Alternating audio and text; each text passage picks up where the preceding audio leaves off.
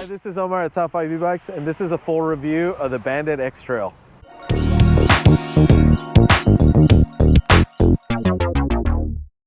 If you haven't subscribed to Top 5 E-Bikes, please do so right now. Like this video if you enjoy this type of content. We're really close to 2,000 subscribers at the time that I'm filming this. Actually, by the time you're watching, we might have 2,000 subscribers. So thank you to all of you who subscribe. Thank you to all of those who have added comments, asked us questions. We really enjoy the engagement of all the people that are watching our videos. And these are the specs of the Bandit Xtrail, which is an urban step-through bike. They have a step-over frame version, so you don't have to get this version. I love these type of versions of a bike. Also, check out the cool frame that they have. So this is a pretty unique frame that they offer at Bandit. I don't think I've seen this type of e-bike on the market yet, and that's also really exciting to see. So let's go over some of the main specs. The first one is price-wise. It's currently $15.99 for this bike, so I think it's a great deal, and we'll get into why. We are working with Bandit to see if there's some type of discount if you wanted to buy it, but at the time I'm filming, we haven't received a discount, so for now it's $15.99. If we do offer a discount or we get a discount, you'll see it in the description. So I'll start off with the one that is pretty noticeable, and that's that this is a full suspension bike, which is awesome, and especially for the price for $15.99. So here you see the rear suspension, and you can adjust this. There's a key Allen wrench there, keyhole, where you can adjust the rear suspension. The front suspension, or the fork suspension, traditional lockout and then adjustment to make it, softer or more rigid. So I think that's, to me, one of the things that differentiates this bike. And there's some other things, and let's go over them. It has a 750 watt motor, 75 newton meters of torque, so that's great. It's got a decent amount of torque. It comes with a integrated battery or semi-integrated battery that's 48 volts, 15 amp hours. As far as the derailleur and drivetrain, you have the Shimano Altus. Don't mind that dust and dirt because I just took it on a trail. You have Kenda, that's right, Kenda knobby fat tires that are 4 inches wide. And then you have a front integrated light. You have a rear integrated light. It also comes with this pretty cool rear rack, and this is part of the design that I think is unique. And then they added this nice touch, which is this wooden deck to the rear rack, which, by the way, holds 25 kilos or 55 pounds. It also comes with this seat that you can adjust. It doesn't look like you can adjust it, but it has, with an Allen wrench, you can move it up and down, and you can adjust the seat. I thought it was pretty comfy. I actually rode it for 15 miles yesterday and didn't have an issue with the seat. So they did a really good job of integrating it, at least through the frame. There's no wires that you could see. So wire management wise, when it comes to the frame, looks good. You can't see the weld jobs either, which is awesome. So for the most part. And then up here in the cockpit, you can see wires, and they wrap them around with this thing. All right, so let's get into the cockpit because there is something interesting I want to share with you here. I'm going to turn it off for a sec. So it does come with faux grips. You have hydraulic brakes, which is kind of nice. There's not a brand attached to them, but nonetheless, you have hydraulic brakes, which have pretty good stopping power. You have a Shimano trigger shifter, which is also nice. So it's nice that they didn't go with the traditional, or what everyone seems to add to their bikes, which is the Shimano thumb shifter, which I don't really like.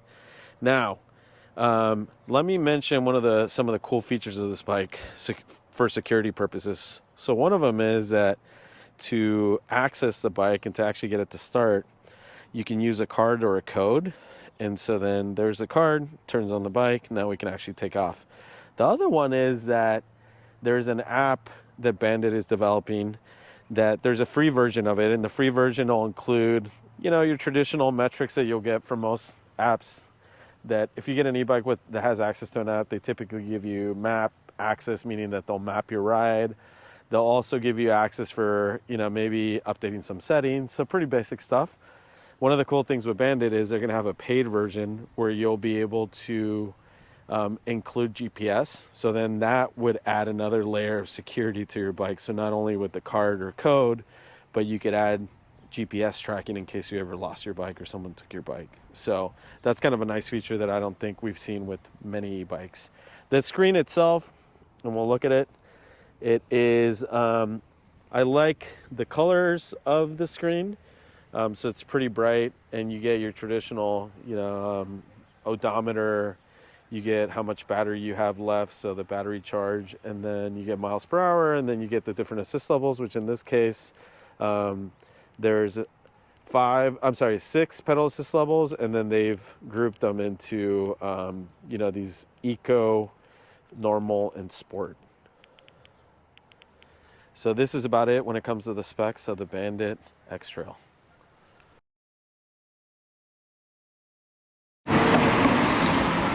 All right, so this is the test ride portion of the Xtrail by Bandit. So this is a fat tire e-bike. Has a really cool design frame, which we went over in the specs portion of the video. And then now I'm gonna give you my thoughts as I'm riding. So the first thing about this bike is that it's a class 3. So you can get up to 28 miles per hour according to Bandit. And right now I'm on the highest level pedal assist. I have almost a full battery, so let's see.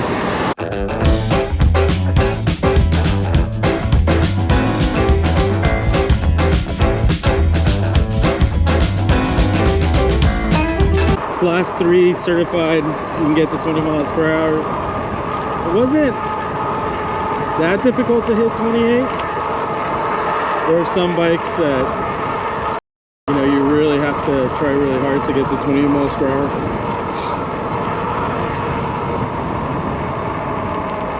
Let's change the pedal assist level here. So it does have 6 pedal assist levels, and then they've grouped 1 and 2, 3 and 4, 5 and 6. So we go down to the lowest, it's Eco, 1 and 2. And then normal is 3 and 4. And 5 and 6 is sport.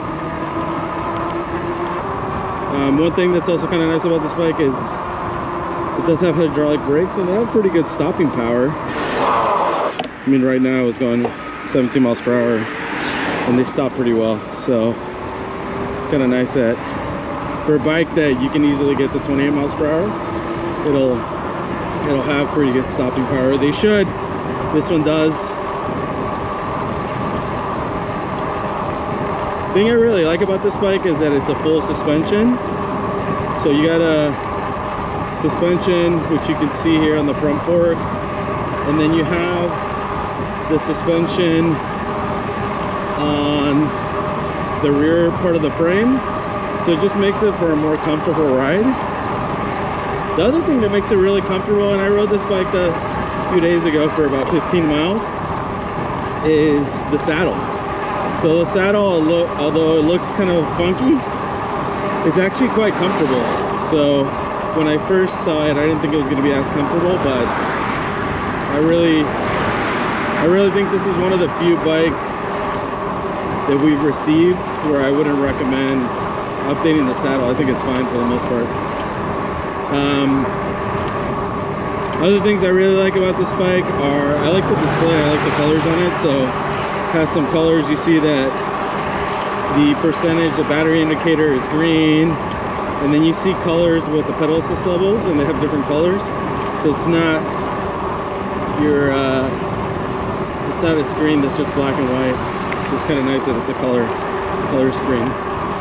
So one feature that's kind of nice about this bike is this anti-theft feature. So these cards, you can't actually start the bike without this or a code. So you can put in a code, you don't have to have the card.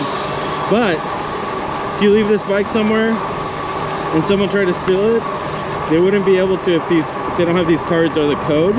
So it's kind of a nice little feature.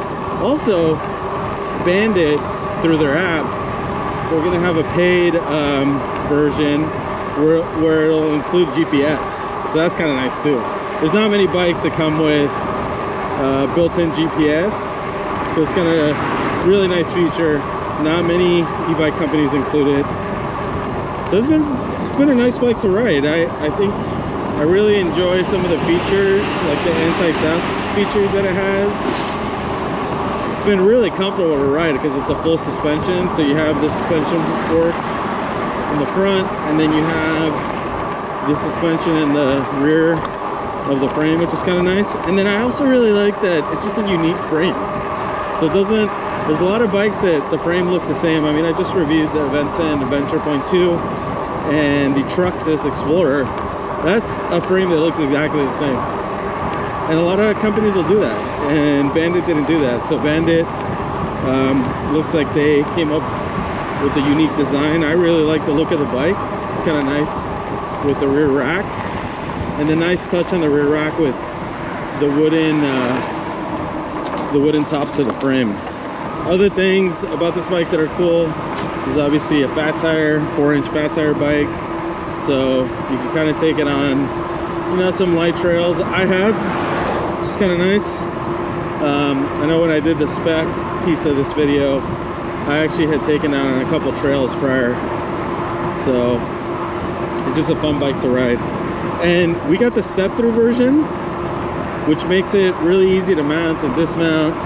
I really recommend step-through versions for most riders, because if you're not sure of sizing, then that's kind of a good option, is to go with the step-through. Also, if you have mobility issues or you're getting older, I think that this is also a really good option. It's a safer option than, say, the step over. So the motor on the Bandit Xtrail is pretty responsive. It's a 750 watt sustain. I mean, I've had no issue with this bike. It has 75 newton-meters of torque, but just as far as its responsiveness and how quick it gets to the top speed, I mean, if you want a powerful fat tire e-bike, then this is probably gonna be powerful enough for most people. So the motor's pretty responsive. The battery, we haven't done a drain test, but I have ridden it about 15 miles going, you know, full throttle or the 6 pedal assist level. So I've kind of ridden it kind of hard and got 15 miles out of it and still had battery left. My guess is for most people this will be around a 30 to 40 mile range, even though the manufacturer says that it's going to go, you know, a little bit harder than that or a little bit longer than that. I think for most people it's going to be a 30 to 40 mile range if they're on the higher pedal assist levels or throttle only. If you were going on the lower pedal assist levels, then I think you can get, you know, 50, potentially 60 maybe, depending on your weight and how flat the terrain is going to be. They also, if you're based in Southern California, they do have a brick and mortar store that they're about to open. So I actually picked up this particular bike at their Santa Monica store, which they're in the process of opening. So that's always kind of nice if you have a brick and mortar store or a presence at a brick and mortar store, because if you live close, for those of you that live in Southern California, you could just go pick it up at a store instead of having to assemble it. Assembly on this bike, from what I've seen in videos, doesn't seem too difficult. So it's your typical, you know, 85-90% assembled, so it's pretty easy. But it is kind of nice to have the option to go to a brick and mortar store. And it also says a lot about the company that they have a brick and mortar store, because there's investment that was made instead of it being just an online operation, which I think a lot of times people are weary of, you know, maybe distrustful a little bit, like, hey, is this company going to be around? I think the thing about Bandit is it's pretty clear that there's some investment.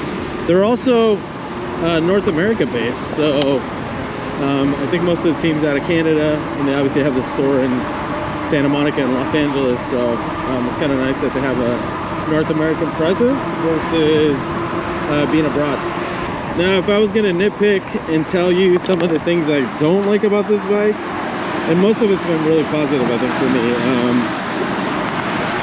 The brakes themselves aren't the greatest. They have good stopping power, but it looks like the brake pads and the calipers, I mean, it's definitely a brand that I've never heard of, and you can hear a little bit of the pads there scratching.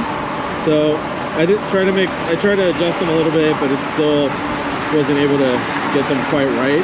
If you're into tinkering, you could probably tinker with the brakes and get them adjusted the way you need them. So that's one thing.